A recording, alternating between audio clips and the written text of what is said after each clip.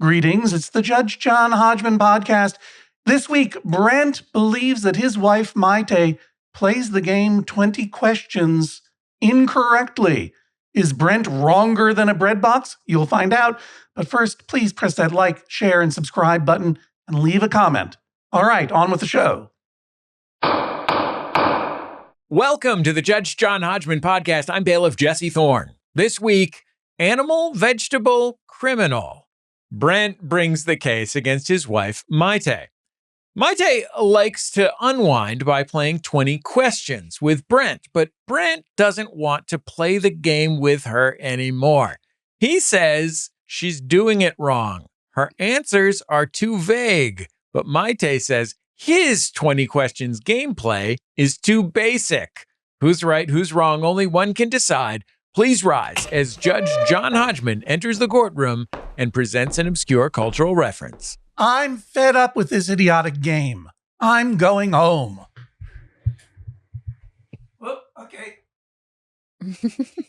End of drama. Bailiff Jesse Thorne, please swear the litigants in. Brent and Maite, please rise and raise your right hands. Do you swear to tell the truth, the whole truth, and nothing but the truth, so help you God or whatever? I do. I do. Do you swear to abide by Judge John Hodgman's ruling, despite the fact that he's never beat me at any games ever in his entire life? Now, granted, that's because I don't like to play games because I feel bad when I win and I feel bad when I lose. I do. I do. Judge Hodgman, you may proceed. You freaking loser. There's no way I'm going to beat you at the bailiff uniform game. That's for sure. Yeah, I put my pants on today, John, because we have litigants in the studio. Litigants in the studio means Jesse Thorne must wear pants. And if you'd like to see them, go right now to youtube.com, popular website. Our channel is Judge John Hodgman Pod. And if you go there now, you will see that when I say you may be seated, it's lying because Brent and Maite are already comfortably seated there at Maximum Fun HQ in Los Angeles. Very nice to see you both. But I do offer you this chance for an immediate summary judgment in one of yours favors. Let's see. How are we going to do this? Rather than you guessing the quote, let's play a little game, not of 20 questions, but of 5 questions each. Earlier, you heard me read the quote. I am fed up with this idiotic game. I'm going to go home. The first one who can guess the person who said that will get an automatic immediate summary judgment in their favor. You may ask up to 5 yes or no questions, and I'm going to give you a hint. This is a person, a human animal. And Maite, why don't you start? Now, one of the techniques for playing 20 questions is you want to continually, if possible, sort of break the answers down into 50-50 chances. So a very common one, even though there are obviously more than 2 genders, and gender is obviously a construct as well. Some people will say, is this person a man or a woman? Is this person a man or a woman? Yes. Oh, a man. Sorry. Is this person a No, man? that counts. I just That's won. one down for you. I just won. Before we go to Brent, I understand the intention of your question, Maite, and the answer is it is, or the person I'm looking for is a man.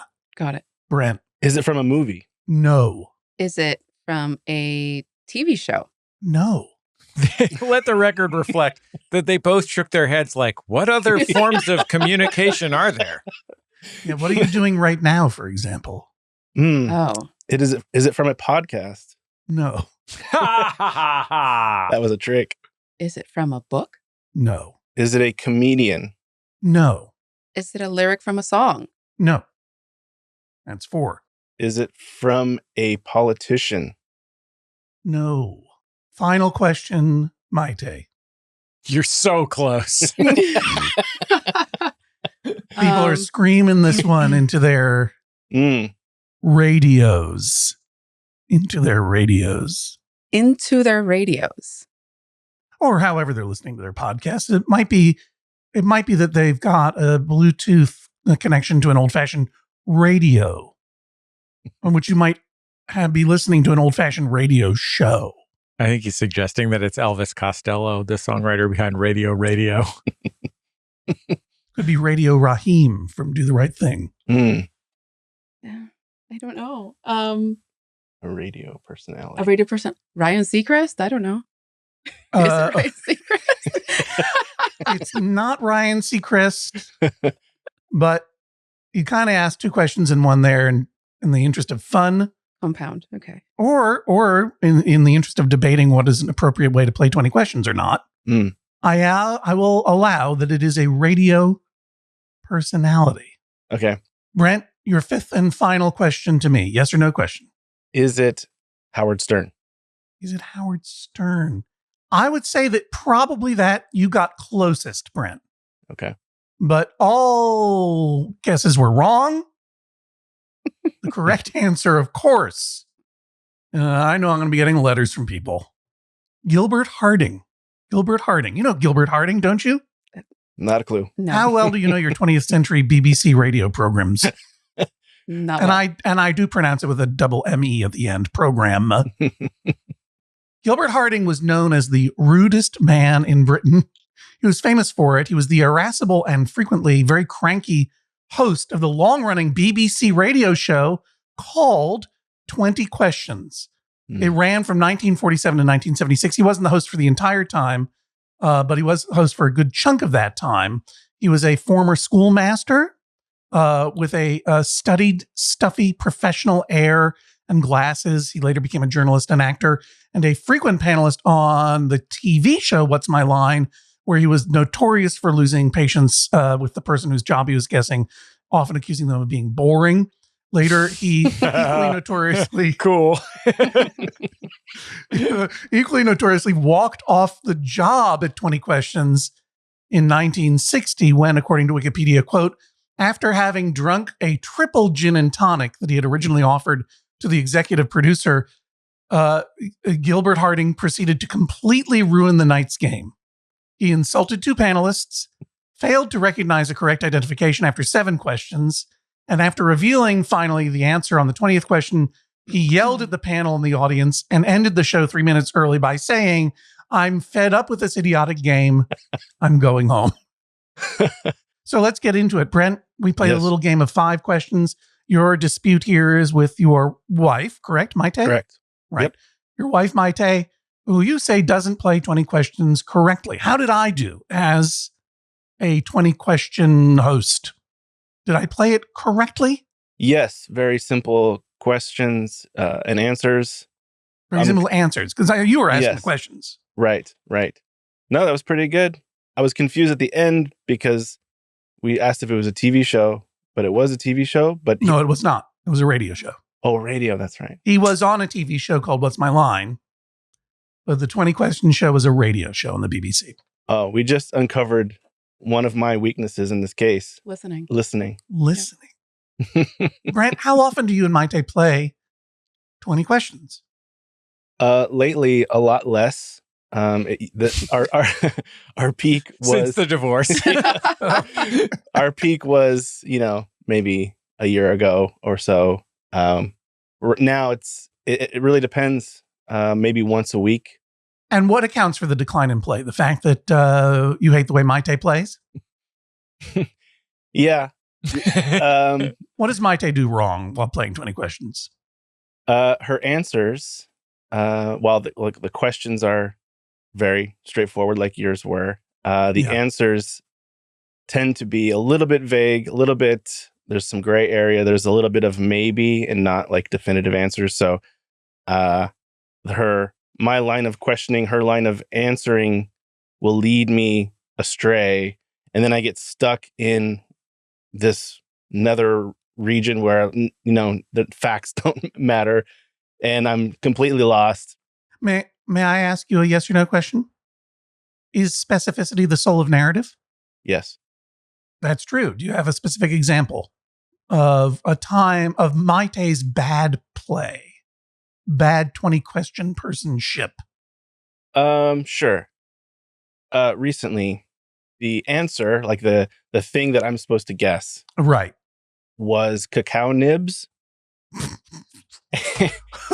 And and somewhere along the line of questioning, it was we narrowed it down to like a food, and I said, "Is this a man-made food?" And she said, "Yes." And so, okay, because so the cacao has to be denibbed. Yeah, it has to be nibbified. And to me, I don't know, a man-made food means to me like much more processing, much more like a block of concrete. Yes, That's or a man-made chair. food. So when we got to the end and she revealed cacao nibs, and then we reviewed the transcript, man-made food, and I was like, no, that's not a man. It's a man influenced food. What? But I mean, the cacao nib exists as a whole. You have to break it into a nib. What is a cacao nib? Can someone tell me? Well, we had to look this up, obviously, because it was a point of contention. Yes. Well, Maite, I hope that you were not playing 20 questions with a thing that you personally would have had to look up. If you know what a cacao nib, you would have to know what a cacao nib is, right? Absolutely. What is it, Maite? What's a cacao nib? Pieces of cacao. Okay. Right? So you take the cacao and you break it down, but somebody needs to break it down. What is cacao now? I'm sorry. Cacao is another word for cocoa. So the cacao bean grows on the cacao tree, and it is also known as a cocoa bean. Oh, okay. And it is a portion of the bean that has been dried and crumbled. This is something that is used in the making of very expensive chocolate bars. But sometimes you get those chocolate bars with the nibs in them. Yeah, that's what we're talking about. We're talking about them crunchy little bits of real bitter and tasty chocolate. Yeah, we're talking about nibs. Talking about nibs. Maite, it says here that you and Brent used to play 20 questions before bed. That's Set correct. the scene for me. Why would you play 20 questions before bed? Well, for me, it's hard to unwind when it's bedtime. So like I need something to sort of help me unwind, and that's the game of choice. And you get into a big fight with your husband over 20 questions. that is very relaxing to me. Getting into the fight isn't relaxing, but I bet you would agree winning the fight is absolutely satisfying. And I typically do. So it's a nice way of, clocking out for the day. Mm-hmm. Is that true that Maite usually wins your disputes, Brent? Yes, a high majority, 90% of the games we play, I fail miserably in flames, much to her amusement, and then she's off to sleep. So now you're out here trying to work the ref in this one area, trying to get a win, even if it's with an asterisk. Right. Brent, has Maite always played 20 questions wrong? When was the first time you ever played? Yes. Yes, it's been a long history of this situation. I guess when we're starting dating, so it's been at least 11 years of this. So we're finally... So dating 11 years, married now, how long? 7. Congratulations. 7 Thank you. And from the beginning, she was playing 20 questions wrong. Is that what you're trying to say? Yes. Yes. What else does she do wrong? She takes a hard thing with nibs. She also thinks that when you have a cavity and you get it filled, it's still called a cavity. And that's another point of contention. So her definitions... Did this come up in 20 questions or at the dentist's office? No, prior to maybe a year ago, she had 0 cavities. I had maybe 3. So she held that over me for quite a while. Jen, how did you not get into this in the pre-interview? How did you fail on this cavity count? So she would still tease me that I still have cavities. And I said, no, it's been taken care of. It's been cleaned and filled. And that the definition of a cavity is an empty space. And yet she maintains that I still have cavities. A filled cavity would be called a filling in my parlance. But this was not part of 20 questions. This is just another example of Maite being wrong. Yes. Gratuitous example, you might even say. Well, you asked, John. No, but I was asking about 20 questions. Oh, okay. Yeah. That wasn't clear to me. I thought you just wanted a list of grievances. Yeah, you're right, Jesse. I'll allow it. Any other grievances? Brent was nice enough to provide one. It's just, but it's just, it didn't come up exactly in 20 questions, if I recall, but it's the kind of difference we have, like in like the definition of things, how you define something, if cavity came up in 20 questions, this would be an example of where I would get led astray. There is an imprecision. Yes. That is frustrating to you. Yes. In the way Maite yes. Absorbs and reflects and speaks the world. Yes. Maite, are you a native English speaker? I'm not. Or what is your first language? Spanish. What do they call a cavity in Spanish? Like a tooth cavity? Carie. And when it's filled, what do they call it? I don't even know. We don't even know. Relleno. O sea, the filling is resina, resin, and then relleno is like filler. Filler. Yeah. Like chiles relleno. So the cavity is stuffed with cheese. Do you think that might be part of the reason for some of this imprecision? No, I do not. I do not agree with that representation, and I do not agree with calling it an imprecision as well. Fair enough.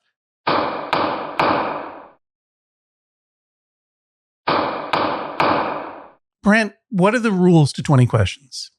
Well, there's two players at least. One has an object, a thing in mind. The other person has to guess what that thing is using within 20 yes or no questions. And so if I'm the person with the thing in mind, like Gilbert Harding, and you're guessing, what are my responsibilities to you that Maite fails to fulfill? I think you have to know a lot about that thing in order to field whatever questions I may have. And then you have to represent correctly, as cleanly and as precisely as possible, yes or no. The problem here is like, there's always a caveat. There's always some gray area. So yes or no, there's a lot of maybe, there's a lot of can, maybe, so that slippery slope leads me down into the ruin. nether regions. Yeah. Yeah. Is maybe, in your opinion, an unacceptable answer? Or I don't know? Like if we're playing and I've got something in mind and you ask a question about it and I don't know the answer and I say, I don't know. Does that mean you win? Does that mean you get an extra question? Is that allowed? It's allowed because you can't be expected to, again, be an absolute expert on every subject. But that would be, for me, that would be a free question. Like, okay, that doesn't count as a question. Or let's pause and let's figure it out, which we do quite often. There's a lot of Wikipediaing answers to make sure that she answers correctly. And that's fine. That's allowed. Maite, did you learn different rules to 20 questions when you were growing up? Well, actually, what's interesting about this is that I never played 20 questions until I met him. Okay. So everything that I know, everything that I learned about this game, I learned by playing with him. So he taught me the rules of this game. And I think this Brent, is just you are the source of all of Maite's sins. Yes. Correct. Yes. I think this is just your typical case of the student surpassing the teacher. And he's just sour about it. Mm-hmm. What was the one with the kangaroo? Brent, do you remember the story that I'm alluding to? Yeah, I think it was the answer, the thing I was supposed to be guessing was kangaroo. Right. The question was, we had narrowed it into it being an animal. And I said, is this a pet? Is this an animal that lives in a house?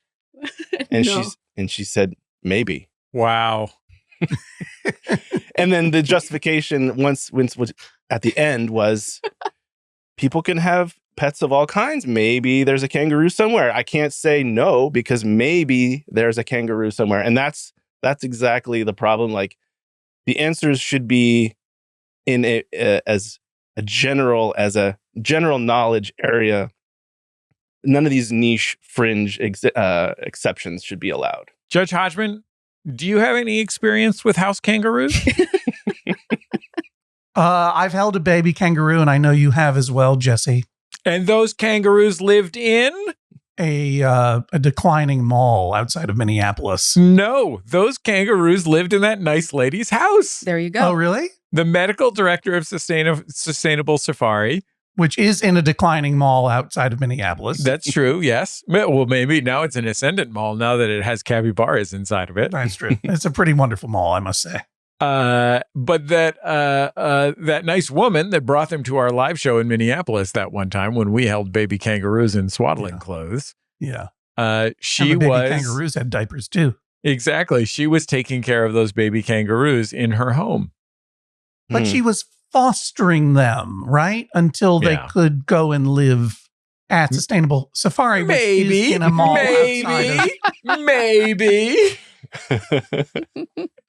You're saying there could be a foster fail and that kangaroo lives with her forever? Yeah, it could be. I mean, look, there was almost a foster fail that night at the Fitzgerald Theater when I tried to hide that baby kangaroo in my garment bag. Yeah, you had them both underneath your robe the whole show. Yeah. Well, hoping no one would notice. I was going to take those cuties home with me. Now, Maite, come on. You know that most kangaroos are not kept as pets. I agree. I can agree with that. Do you feel like it's your job to mislead Brent in your replies? No, I feel like I'm trying to be extremely precise with my answers. And because the questions he asks are so vague, overbroad, ambiguous, it's hard to give him a straight answer. So, I mean, is this animal a pet? It can be for someone. I don't know. People have peacocks as pets. You know, Brent, what I'm thinking here is that maybe your questions are terrible. I mean, is it a man-made food? I don't care what food you're talking about. Pick a food. An apple. All right, that's not man-made, I would say. Fair. But that's a real stumper for something like cacao nibs. Now, cacao nibs are also a stumper. So you stumped each other. Yeah. You got into a fight. But is the animal kept as a pet? I have to say that I can see why Maite was a little bit like, I don't know how to answer this one. What? Not generally would be the answer. Kangaroo? Well, I mean, define kept as a pet. Define an overbroad question for 20 questions. Asking broad questions is the point of 20 questions. That's how the game works. You ask broad questions and then you ask specific ones. I'm not sure. And I don't want to get into a fight with you. Otherwise, it's just 20 guesses. Otherwise, it might as well be, is it a marble? Is it a dog? You have to start with broad questions. I don't know that that's true. That's not my strategy. My strategy is to ask specific questions that eliminate categories. Is it Frank Sinatra? Is it Maite? Maybe. No. All right. Brent, it also says here that Maite makes up other games. What kind of games does Maite make up, and how are they also unfair to you? Actually, the games she makes up are maybe more fair because they're her rules and they're very, very simple and it doesn't require any sort of nuance. The extra games that we're talking about came up because, I started refusing to play 20 questions, but she wanted to, again, unwind, have a chat as we get, go off to sleep, whatever. Yeah. So she'll just make up a game that I'll play instead. For example, there's one that was pretty popular for a while called Badoosh. Badoosh. Yeah. What are the rules of Badoosh? One person asks the other or gives them a word, and that person has to take that word, think of a song that has that word in the lyrics, sing that part of that song, but at the same time, for no good reason other than it's just silly, half asleep craziness, you have to flop your legs up and down like a fish as you're singing. Badoosh. That's Yeah. called Badoosh. Yeah, that's it. The name of the game is Trademarked. Badoosh. Mm-hmm. So So, without the flopping, give me You lose. give me a word and let me see if I can play it. Kangaroo. There's an important rule. You can't just spew out a word. You yourself have to know of a song that has that word in it, because otherwise, That's true. Do you it know? doesn't. All right, No, I can already see Brent- failed. He Brent's Yeah. doesn't wrong. know a song with kangaroo. He doesn't know a song. Probably a Men at Work song, I'm sure, but I can't quote it right now. First of all, that is racist. Just because Men at Work are just because Colin Hay, the great songwriter Colin Hay, hails from the island of Australia, doesn't mean all his songs are about kangaroos. It says here, Maite, that you feel that Brent's questions are often too specific. What do you mean? His questions can be very limiting, right? And with the example of the kangaroo, the example of the cacao nibs, like it's a food. It comes from a natural source, but the Right. thing that I am thinking about is not how in its natural state. Unlike an apple. Unlike an apple. Brent, you say that Maite often has to look things up in order to answer your questions. Is that right? Yeah. Is that off limits in your game, in your version of the game? No, I appreciate the if there's a gap in knowledge of like what this thing is. I obviously want a more precise answer. Ultimately, do you feel like you're not on a level playing field, that you're not playing, Maite isn't playing fair? Or is she just playing tough and you'd like it to be easier for you? It is tough, and we have in the course of this constant situation, I do see her point about my questions being too specific or too, I'm not even sure that I agree with that description. Like, there is something about your questions too specific. It's that, Maite characterizes, I'm not sure if you know this, but in the affidavit, Maite characterizes your 20 questions game as basic. Yeah. Maite says you're a basic player. What does that mean, Maite? I think, maybe because he played this game growing up when he was a child, I think he just stayed at that level, guessing farm animals and stuff like that. But we are playing into adulthood, right? This is a different stage of life. Mm-hmm. And he needs to get with the times. I feel we've graduated primary colors. We've graduated basic household items. Mm-hmm. It's time to get a little bit tougher in the 20 questions game. Time to start thinking about some nibs. The answer cannot be pumpkin spice latte. Not again. Maite, I'm not sure. Did I hear from you what you spend your days doing? What is your calling in life aside from? I'm an attorney. Yeah. Okay. I can see why Brent's operating at a disadvantage here. Mm-hmm. Right. Thank you. Is it always the case, Maite, that you are the person with the answer and Brent must ask the question, or does it alternate? Typically doesn't alternate. It's typically me with the answer and him asking questions. Have you ever tried playing it the other way? I have. And what is your opinion of Brent's gameplay as the answerer? The problem with him is that he is actively trying to match my level. So he will try to pick things that are difficult.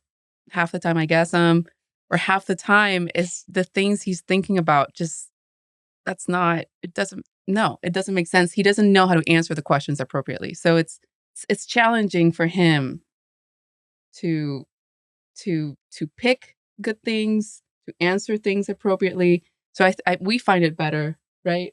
That it's me. By we, I mean I and all impartial observers. Mm-hmm. Correct. Know that it's better that Maite answer the questions. Maite, what are some examples or an example of a thing that Brent was trying to get you to guess? Not very memorable, apparently, because his game is so basic. No. Brent, do you remember one where you were allowed to be the answerer instead of the guesser? It's It's been a long time. It's been a long time, and it rarely happens. So I'm struggling there. But I try to play a little bit more straight down the line. I mean, a little bit more. It can be a simple answer, but I think it's even if it was an apple, it still would take you at least 10 questions to get there. You know, so there's still gameplay involved. There's still strategy involved. It doesn't have to be so complicated. I'm going to be honest with you. This is a family podcast, but the more specifics of this dynamic you describe, the more it starts to feel like something that should be going on in some sort of adults only tent.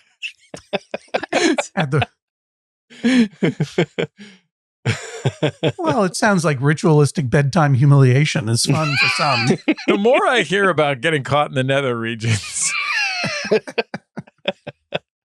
Well, Brent, let me ask you this question then. Sure. You said that sometimes when you get into these disputes and start bickering about, Maite's gameplay and Maite's answers, it's fun. You said it's fun, right? I mean, it's fun to get into a little fight. Fun fight, right? Yes. Is that the only feeling you have when you are humiliated time and time again? Oh my God. Well, I mean, that's what happens. I mean, how often does he get it right, Maite? I would say like maybe 35% of the time. 35% of the time. It's generous. And so, Brent, how do you feel? What's 100 minus 35? 65% of the time.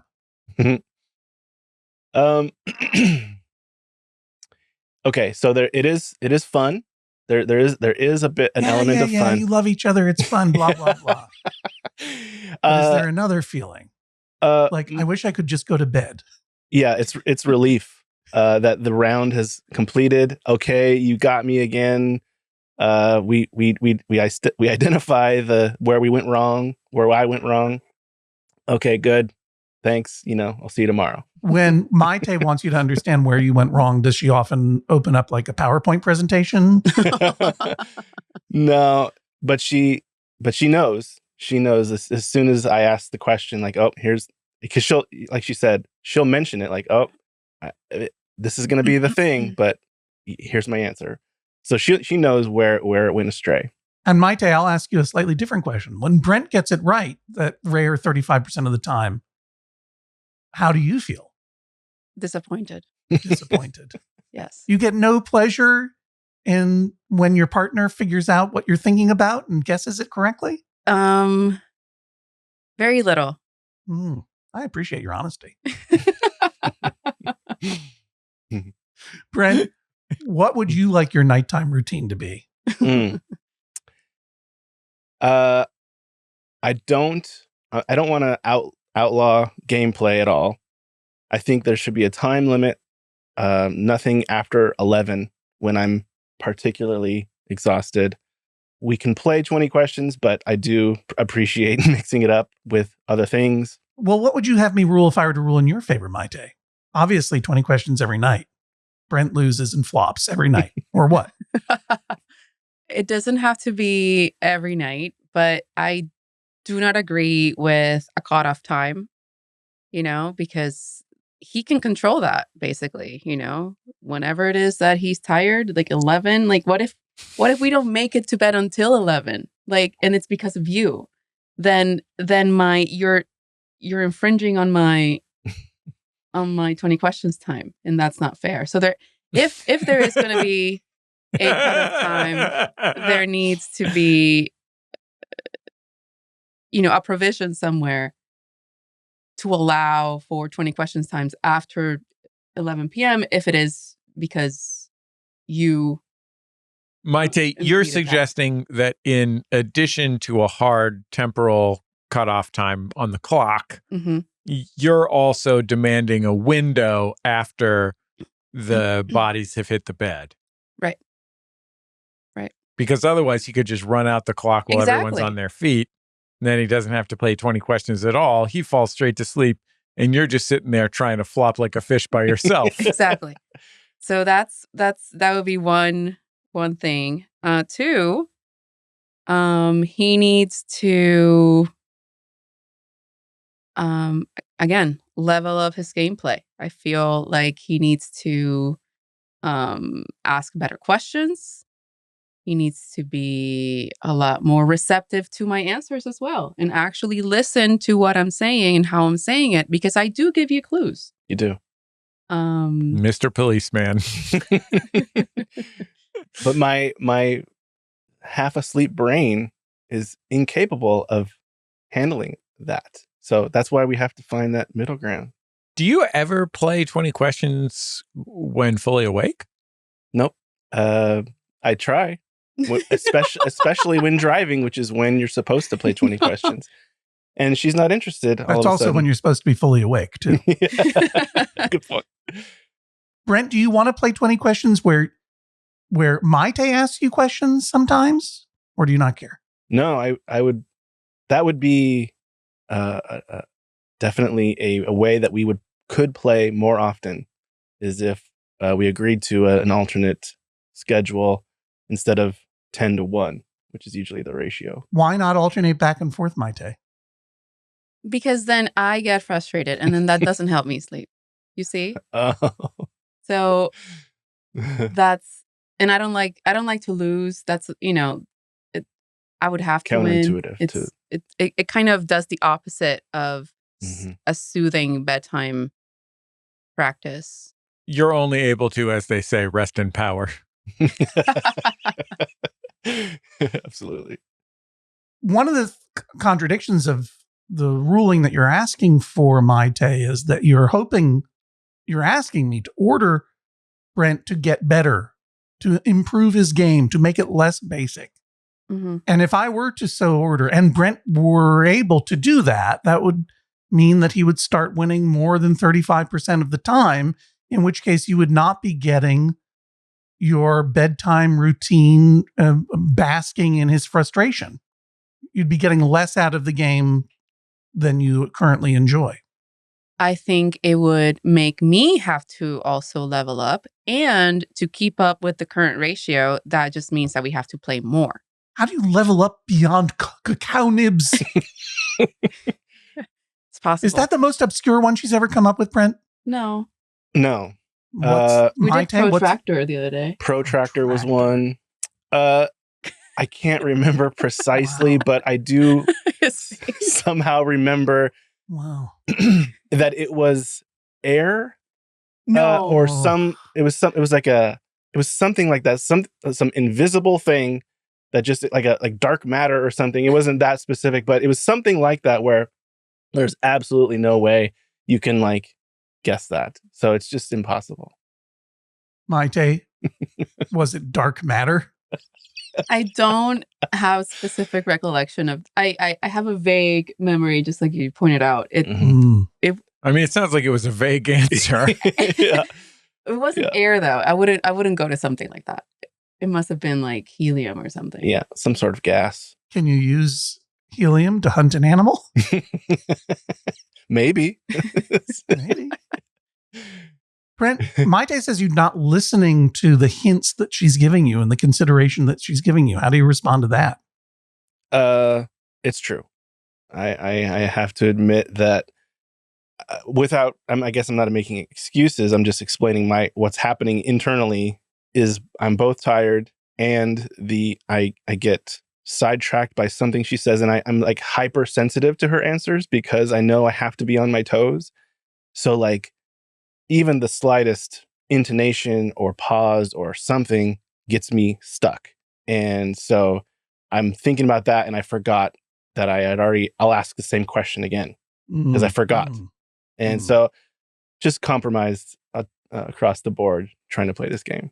Look, I feel like I've asked every question yes and no and other question that I can without actually seeing this in action. And I think I need to see it in action in order to make a decision.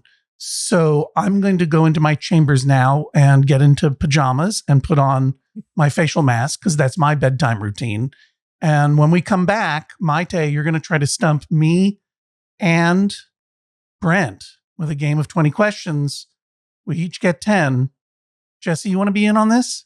Yeah, I'll be in this because that way if I win, I'll feel bad. And if I lose, I'll feel bad. Sorry about that, but that's what games are like, I suppose. Yep. And then as soon as I guess it's just trial by 20 questions, right? I mean, if you can stump me, Maite, you win. If Brent or I get it right, then Brent wins. What do you feel about that? Who cares? I'm doing it anyway. I'll be back in a moment. Please rise as Judge John Hodgman exits the courtroom. Brent, how are you feeling about your chances right now? About 50-50. Okay. Yeah. Not 35-65, No. for example. No, which is where I'm usually at, but no, 50-50. Do you think you're better at 20 questions than Maite is? Yes. Maite, how do you feel about your chances right now? I feel like, I'm getting 3 against 1. It's going to be a little bit challenging, but I will take it. Do you think you're better at 20 questions than your husband? Absolutely. The certitude. She sold it, Brent. She sold it. I'm buying it from her. I'm not buying it from you. Yep. No. Well, we'll see what Judge Hodgman has to say about all this when we come back in just a moment.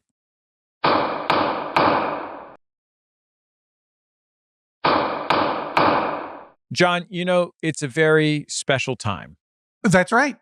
It's the 25th anniversary of Bullseye. Bullseye with Jesse Thorne, my public radio program, turns 25 years old this autumn. I started it in my dorm room and at the college radio station at UC Santa Cruz, KZSE, the Heavyweight 88, when I was 19 years old, 25 years ago. Yeah. I have been on the radio every single week without fail for 25 years. I can't believe it. We are doing some really cool stuff to celebrate. What are you doing to celebrate your silver anniversary of Bullseye? Well, for one thing, we just recorded a live streaming show that is on the Bullseye YouTube channel in which I interviewed 25 people in a row, including but not limited to Tanya Mosley, the host of Fresh Air, Sure. Rob Corddry, Paul Scheer, Bob Odenkirk, all kinds of amazing people, Lisa Loeb, all kinds of amazing people who I love, as well as a few Sound of Young America old schoolers like Gene and Jordan, my original co-hosts, and Dan Grayson, who wrote the theme music. Now, to be clear, this is not a clip show. This was a live show. This was 25 consecutive interviews. Me sitting in the studio. New. Yeah, well, people rolled through. And we're talking about people who have been interviewed on Bullseye before, have been part of Bullseye history. And it's not a coincidence that each and every one of them is a different kind of creative genius, because the truth is, when you listen to Jesse Thorne interview people on Bullseye, you are gaining insight into how the creative mind works that you'll not get anywhere else. I love you as an interviewer, Jesse. It's how I came to know you. You interviewed me. And this is such an incredible thing. And people can watch it on the YouTube, right? On the Bullseye YouTube. Indeed. Just search for Bullseye with Jesse Thorne on YouTube. You will find it there. We also have 3 live shows. Los Angeles, where I and the show live.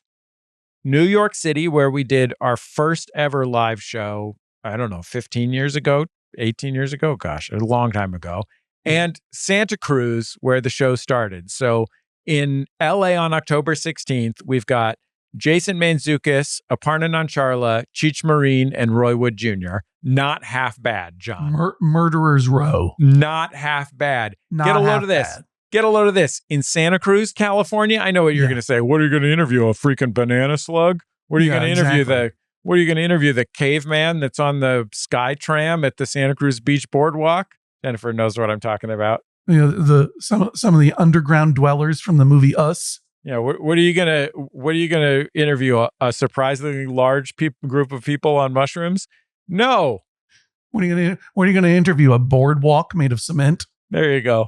Adam Scott from Severance and Parks and Recreation, Santa Cruz's own Adam Scott. What a delight. Plus representing Oakland, California, one of the greatest rappers of all time, and a brilliant filmmaker, Boots Riley. My friend Glenn Washington, the host of Snap Judgment, and our very old friend Scott Simpson is going to be doing some stand-up comedy. He's not that old. He's just an old friend of ours. No, we've known him for a long time. He's a brilliant comedian. You remember him from You Look Nice Today, and he's such a delight. Well, that's a lot of show, Jesse, in Santa Cruz. John, I didn't even mention Mariachi Eterno de UCSC, the UCSC Mariachi Ensemble. This is going to be quite a night. And then November 15th at the People's Improv Theater in New York City, John Benjamin, Josh Gondelman, Jada Bumrad, and our friends and past Judge John Hodgman guests, Kristen Anderson Lopez and Bobby Lopez, playing some of the legendary songs that got them an EGOT. These are all amazing shows. I can't wait to be at every one that I can be. You shouldn't wait either. How do they get tickets? MaximumFun.org/events is where all the information is. MaximumFun.org/events. LA, Santa Cruz, New York City, live on the internet, all of that at MaximumFun.org/events. Plus, if you subscribe to Bullseye, we're going to have a full autumn of special programs, including but not limited to highlights from these live shows, but also highlights from 25 years of doing our show. Gene and Jordan, my original co-hosts, one of whom I still do Jordan Jesse Go with, came into the studio, and our producers made us listen to clips of us 25 years ago on college radio. And it was intense. We listened to the episode. One time we had to give away these tickets to a flamenco show in like Felton, California, maybe. And somebody called in and they won the contest, but they said they would only take the tickets if Gene would go with them. Yeah. And so we decided on the spot to simulate a date between her and Gene. Like, how would it go? She did so well that Gene went with her, and then they were boyfriend and girlfriend for like a year. Wow. That's a true story. Anyway, all of that on Bullseye with Jesse Thorne for the 25th anniversary. I'm so excited. I join the world in congratulating you on 25 years of an incredible series of conversations, one of which included me. It's how we met, and I'm so glad that we did, and I hope to see you all there at all these wonderful shows. MaximumFun.org/events. Is that where you go? MaximumFun.org/events. Go and get it. Please rise as Judge John Hodgman re-enters the courtroom and presents his 20 questions game. Well, I am going to be a guesser in the game that Maite leads. Jesse and Brent will also guess. We will each guess what's 20 divided by 3. We'll alternate, starting with Brent, then Jesse, then me, and go round robin. Jennifer Marmer, if you will keep track of the total number of questions. And the promise that I have made that if Maite stumps us all, Maite wins the case. If Brent or Jesse or I get it right, then I may give a different verdict. John, we will each get 6.66 guesses, the guesses of the beast. Couldn't be more appropriate. Maite, do you have the prompt in mind? I have a few options. I need a few seconds. All right. But, and I guess this is sidebar. Yeah, you can ask a clarifying question, certainly. She's trying to decide between pencil eraser and the metal that goes around the pencil that holds the eraser to the wooden part of the pencil. Yeah. Got it. No. Let the record reflect that Maite's eyes are closed and she's searching deep within her nether regions for a possible answer. Will it be Kant's categorical imperative or Freon or the concept of shame? All right. I got it. Okay. Brent, are you going to start it off? Yes. All right. I usually start off with, do we own one? I'm learning a lot already. You see? That's a legitimate question. Maite is gazing into the sky. We're already in the nether regions. The first question, do we own one? A point of fact. That eliminates many things. This is when we learn that they actually own 5 kangaroos.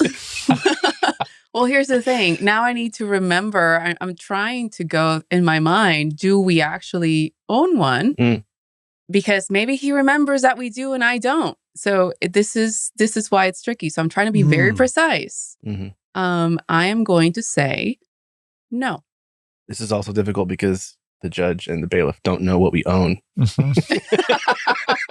I'm just trying to determine style of play here. I'm trying to understand Okay. the dynamics of the play. So everything is correct. Is it alive? No. Is it a physical object? Yes. Is it bigger than a basketball? No. Can you? I'm not falling into that trap. Not can you eat it? Do people regularly eat? No. That still won't work. Is it food? No. No. Is it what? Is it food? No, it's not food. How many questions are we in? Jennifer Marmor says 5. I just assumed Jennifer was Brenting out and not listening. I can see why you find this a relaxing game to play. I'm over here breaking pencils in half maniacally and flopping my legs around trying to think. Is it something you find in a kitchen? This is classic. This is classic. Is it something you typically find in a kitchen? My gracious.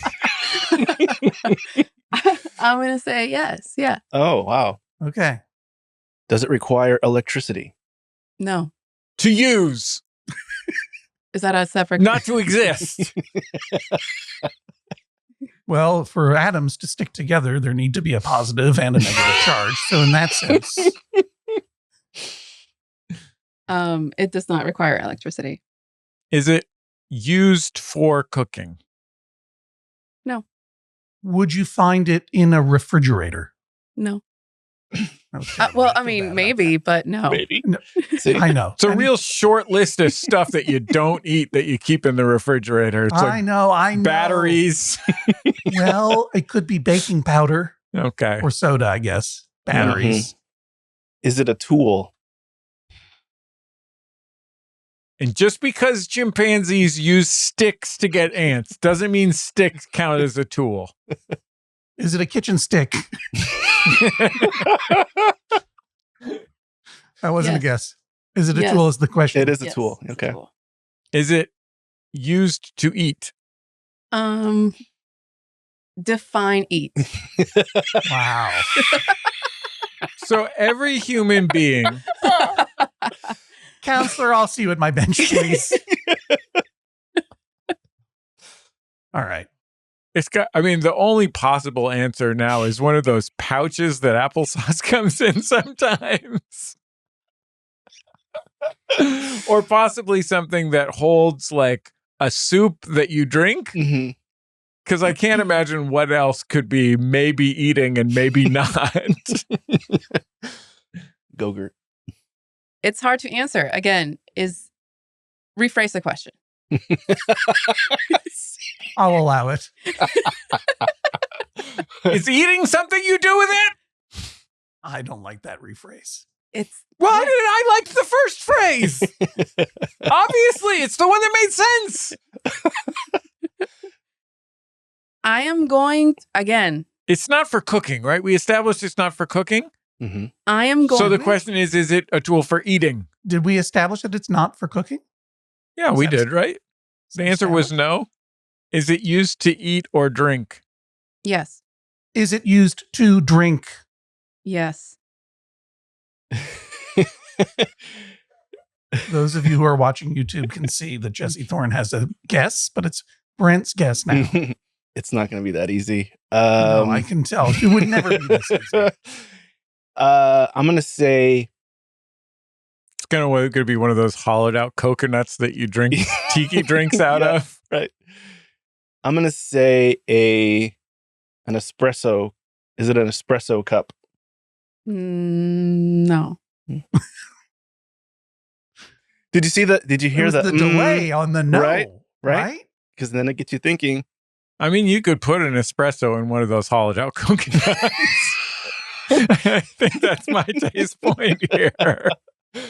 So just to recap, Mhm. It's a tool. It lives in the kitchen. It's smaller than a basketball.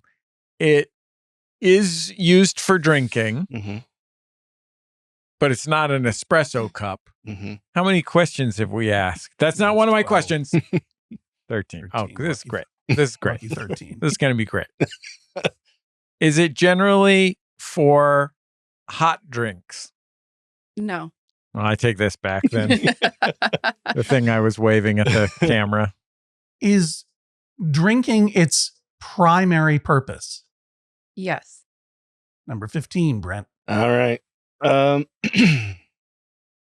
We don't own one, so here's where I have the advantage for you guys.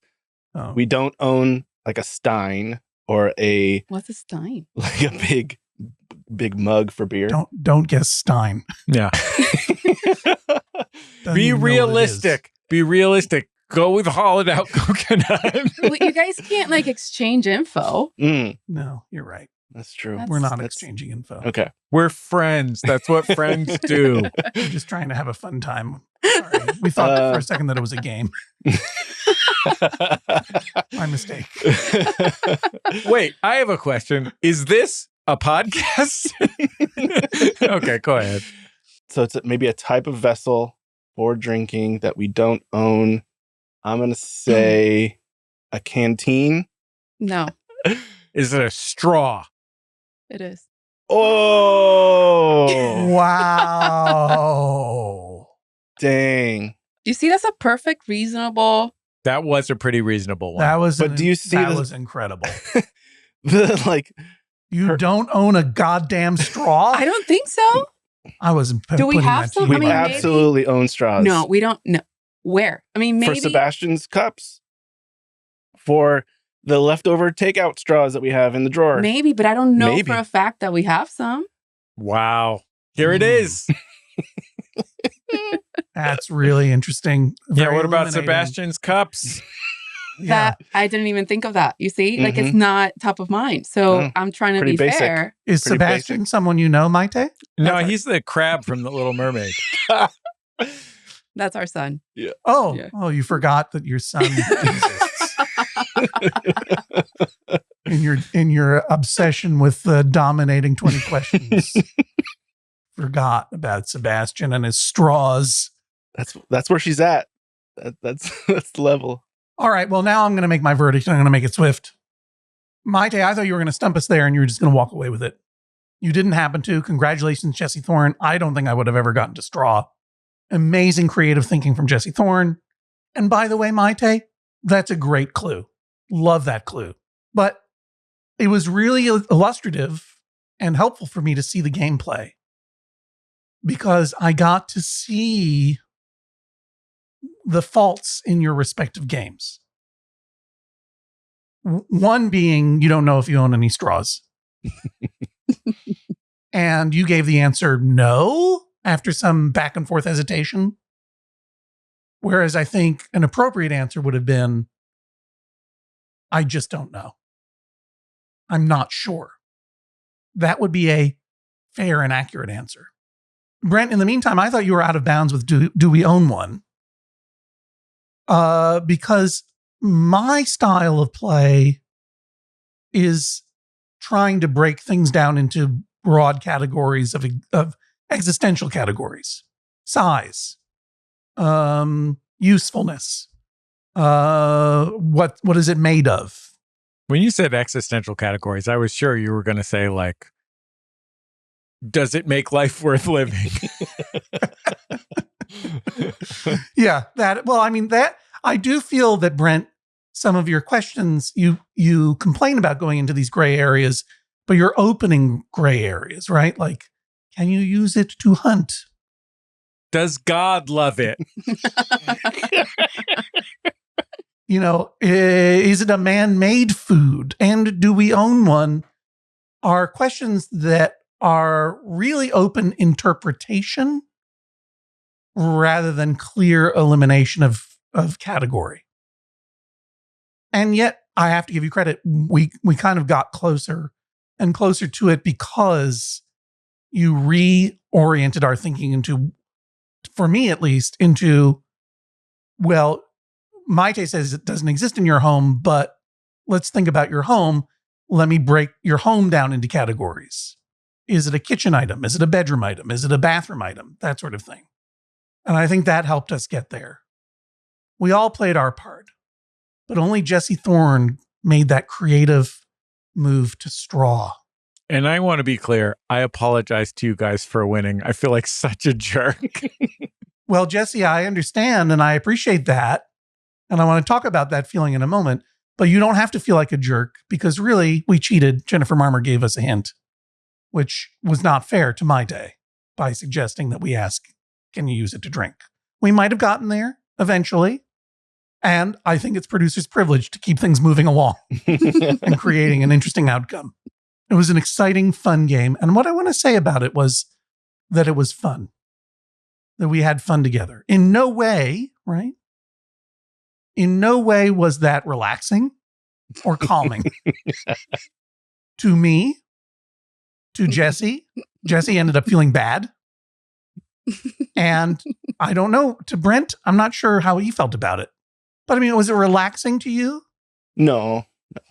I mean, here's the thing, Maite. I think that this is a game where people feel put on the spot and forced to prove their intelligence.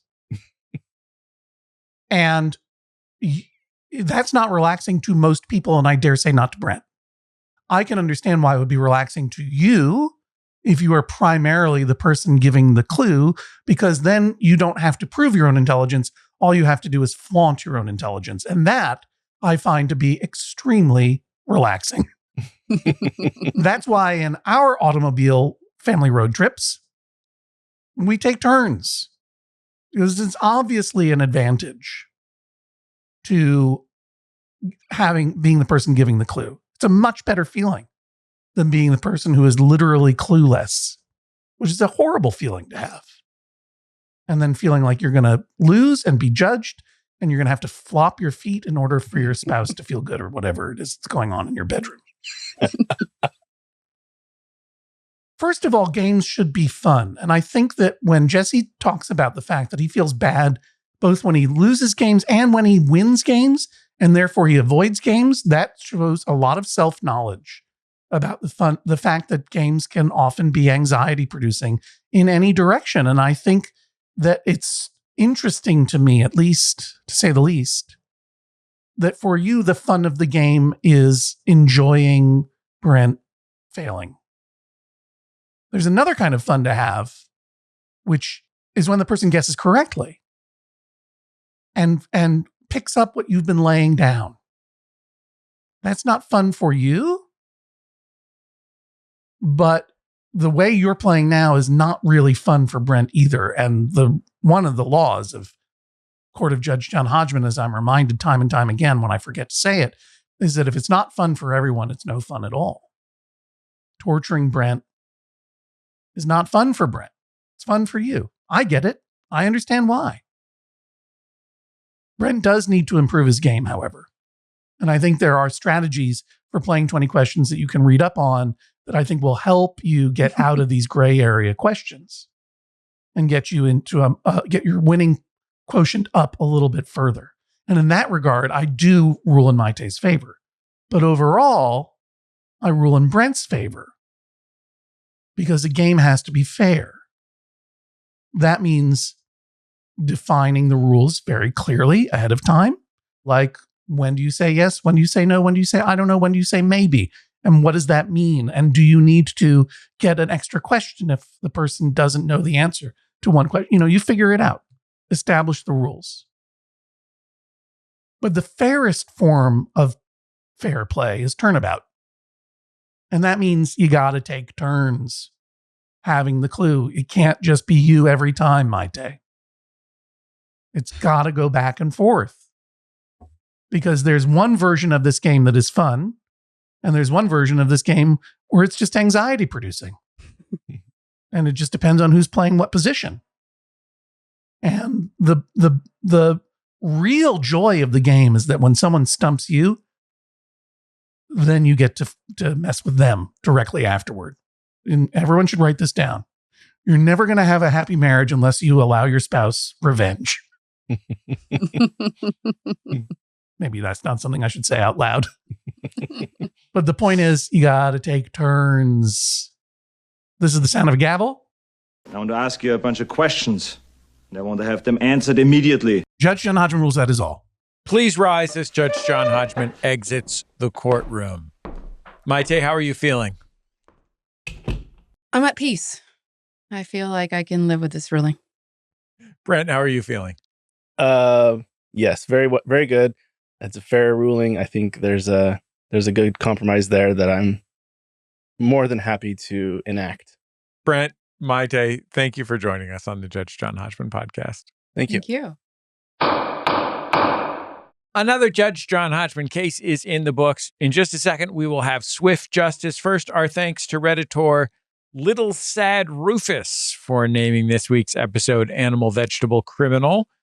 Great name. Join the conversation over on the Maximum Fun subreddit. John, that's at reddit.com/r/maximumfun. That's where we ask for these title suggestions. You can also check out the title suggestions there. Evidence and photos from the show posted on our Instagram account. That's at instagram.com/Judge John Hodgman. We're also on TikTok and YouTube at Judge John Hodgman Pod. Follow and subscribe to see episodes and video only content. And speaking of YouTube, our YouTube comment of the week this week comes from user at 80SGMA10. In our Comfort Feuds episode recently, we had the great Deb Perelman and Kenji Lopez alt of the Recipe Podcast, and we were discussing the big controversy over whether chili has beans or not. Real chili? Does it have beans? At 80SGMA10 says, quote, I'm a vegetarian. My chili is all beans. You stay all beans. At 80SGMA10, thank you so much for watching and commenting on YouTube, where we always have a blast reading your comments. Please go check out our YouTube channel at Judge John Hodgman Pod on YouTube. We have whole episodes there, often YouTube-only extras, and of course, your chance to like, share, subscribe, and leave a comment, all of which helps our show reach more people. So thank you. John, those commenters are often full of beans. They're all Right? full of beans. Don't get Jesse Thorne started on beans.